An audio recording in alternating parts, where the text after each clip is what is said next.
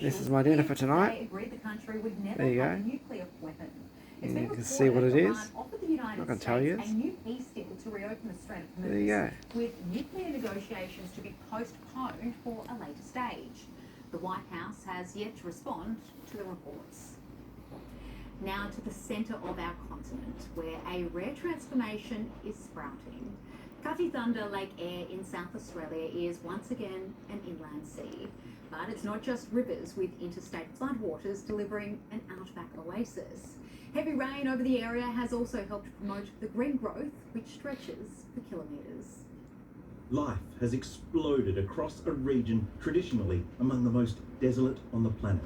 What we're seeing is the desert coming alive.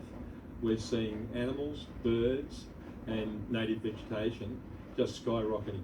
Veteran bush pilot Trevor Wright, who runs the Wright's Air fleet, has spent more than 30 years flying tourists across the wondrous Cutty Thunder Lake Eyre, which is periodically in flood. This year is different.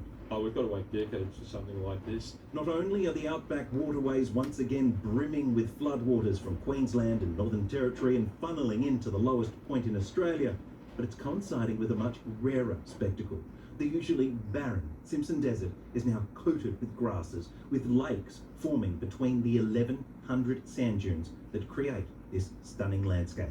So I'm 72, Ricky's 73. We'll never see this again in our lifetime. Danny Sheehan's events company took 10 tours to the lake last year.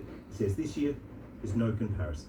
I did have a lady last year who said she'd been around the world that many times she couldn't remember, but she said she felt embarrassed to think that this was just on her back doorstep and she'd never seen it. First, the water flows in, then the tourism dollars flow in. Without that, employment to the region doesn't flow. Let's put that in perspective.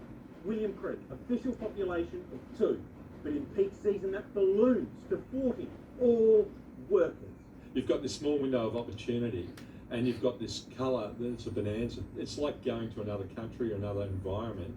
It's just so different to the normal. From loneliness sprouts life. Brett Clappers, 10 News. Beautiful. A group of Italian pastry chefs has made a sweet entry into the record books. 10 More News than Melbourne. 800 dessert masters spent 2 days in a London bakery to break the record for the world's longest tiramisu. A total of 19,000 eggs, 400 kilos of sugar, and almost 130,000 ladyfingers went into the record-breaking dish.